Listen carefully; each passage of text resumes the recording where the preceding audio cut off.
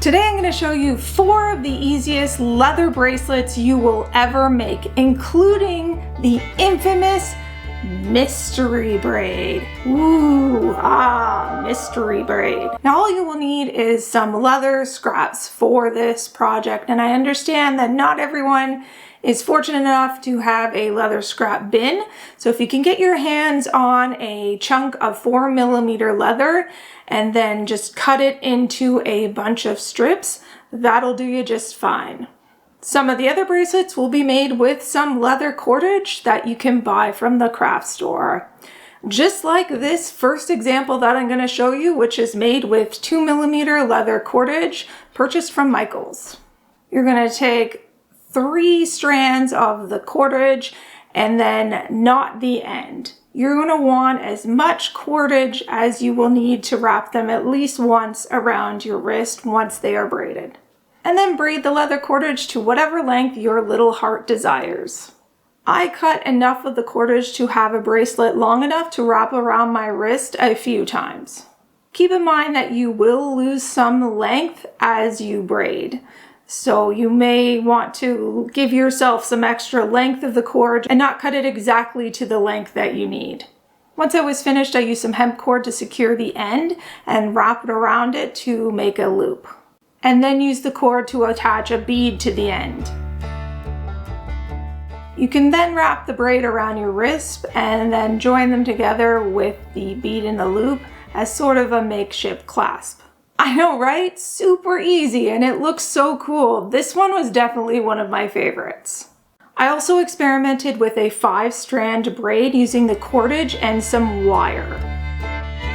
To finish this one off, I made a loop and secured it with more of the wire. Then secured the other end with more of the copper wire. And instead of a bead, the copper wire is quite malleable, so you can just insert that through the little loop and then fold it over, and it acts like a clasp in that way. Super easy, and it looks pretty cool, especially with the copper wire mixed in with the leather. And I only just learned how to 5-strand braid myself, and I was surprised at how easy it was. Basically, you want to divide your 5 strands into 3 strands and then 2 strands. Then you're going to take the outside strand from the side that has 3 strands and pass it to the inner part of the side that has 2 strands, now making 3 strands on that side. And then you're going to take the outer strand of the side that has 3 strands, now the opposite side, and pass that over to the other side, creating 3 strands on that side. And then you're just going to continue those motions until you have the length you want. I know, it blew my mind too. I had no idea it was that easy to braid with 5 strands. If I did, I would have been doing it a long time ago. For the second kind of bracelet, I took a chunk of leather that my husband had cut off of his leather belt. But you could also use some square cord from the craft store. I skived one end down in order to attach a bead to one end of the leather. Then secured the bead with a knot and some wire. I skived a bit on the opposite end as well in order to make a loop that I secured with more wire. Then I just wrapped it around my wrist a few times and connected it together. Ridiculously easy, and it looked really awesome. I wore this one and one of the braided ones to a recent Ren Fair. Next, you'll need a piece of leather any width that you like. Then you're going to find some cool looking beads. I picked up some metal ones from the craft store. Punch or cut some holes down the length of the leather. Then thread some cord through the holes and the beads as you go. I did have to downsize my cord to 1mm in order to have it fit through the beads. So keep that in mind when you're at the craft store buying beads and cord, that you get the correct size of cord to fit through your beads so you don't get home and get frustrated because your cord can't fit through your beads. Once I was happy with the look, I tied off the ends and added a clasp. However, you could simply knot the cords together as long as you leave enough space so that the bracelet slides easily on and off your wrist. If I did this again, I would probably do that technique where you have 2 slip knots on either side so that you can tighten or loosen the bracelet to get it on and off your wrist. You know the one that all the trendy necklaces had in the 90s. In fact, I still think they use that for corded necklaces. I also made a bracelet for my daughter out of a simple piece of leather, and then joined the ends by cutting an arrow shape in one end and a slit in the other end. And then basically you connect these by putting the arrow through the slit, and I reinforced my arrow shape a little bit with a piece of metal. Simple yet effective, and it looks cool, especially if the piece of leather wasn't cut straight due to user error. And lastly, we come to the infamous mystery braid, or as I was calling it, the secret braid, which really irritated my husband for some reason. I don't know, I swear that I saw some people calling it a secret braid and not a mystery braid. So comment down below, let me know what you call this braid. Is it a mystery braid? Is it a secret braid? These can be made as a 3-strand braid or a 5-strand braid or more if you get really adventurous. You'll want a piece of leather approximately an inch or so wide depending on how many braids that you're doing.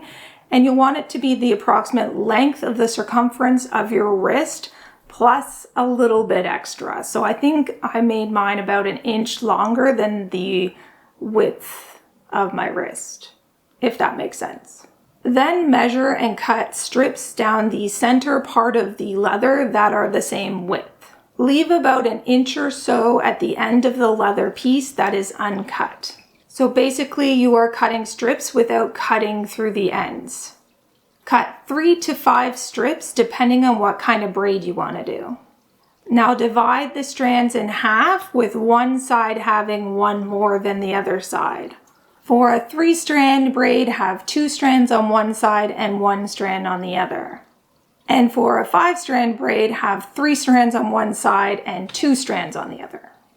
Then begin to pass the outer strand from the side that has more strands to the other side. I'll start with the 3-strand braid. So basically you want to pass the outside strand from the side that has 2 to the side that is 1, and then repeat, because the whole thing is going to curl as you're trying to braid it.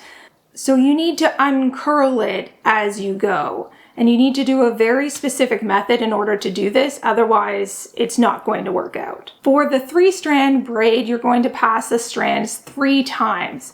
So you're going to pass it once, twice, and then 3 times. Then you're going to flip the bottom up through the hole between the side that has 2 strands and the side that has 1 strand. And then you're going to continue counting, passing the outer strand that has 2 over to the other side, 4, 5, 6, and then flip the bottom up through the strands again. And then the bracelet is unwound. Then continue until you can't complete a full cycle. So you'll do 1, 2, 3, flip, 4, 5, 6, flip.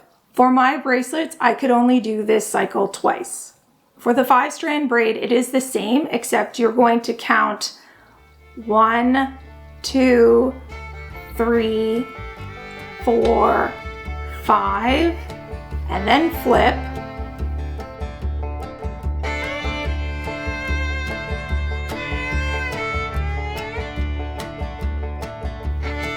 And then count again, 6, 7, 8, 9, 10, and then flip it again so that it's unraveled.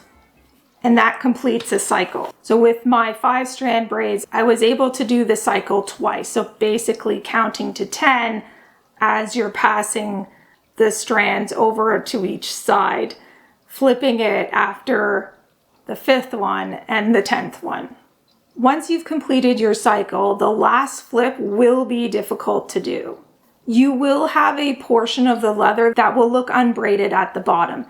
Do not continue braiding at this point unless you can complete another entire cycle. So either if you're doing a 3-strand braid, counting to 6 whole passes, being able to flip the bracelet twice, or with a 5-strand braid, counting to 10 whole passes, flipping the bracelet twice, once after 5 and once after 10. If you finished your braid in mid-cycle or halfway through the cycle, you won't be able to untwist your braided bracelet. So it is really important to stop at the end of one of those cycles. Now that little unbraided piece you will have at the end, all we're going to do is work the braid down so that it is covering the space of the cut strands evenly. So you're going to work it down from the top to the bottom. At the top, braid is going to be more tight and snug, and you're just going to loosen that up and wiggle it all the way down the length of the cut strands. Essentially moving the strands so that they are looser at the top and they fill the entire section evenly. I know that was tough, but they look friggin' amazing when they are done. And once you understand that cycle and the counting of the braid passes, you'll be making tons of these because they look so cool. People will be wondering how the heck you did it. So definitely worth it, especially for gifts. You can finish these any way you like. I ended up trimming the ends of mine a little bit and used Sam Brown buttons to join them together. I know these look intimidating, but once you get the hang of it, they are super easy and so much fun. Honestly, the hardest part is cutting the equal width strips in the middle of the bracelet. That takes the longest time. Now go forth and make some leather bracelets for your next Ren Fair and LARP, or simply to impress your friends and family when you give them to them as gifts. If you want another super easy leather craft project, then you should definitely check out this video next.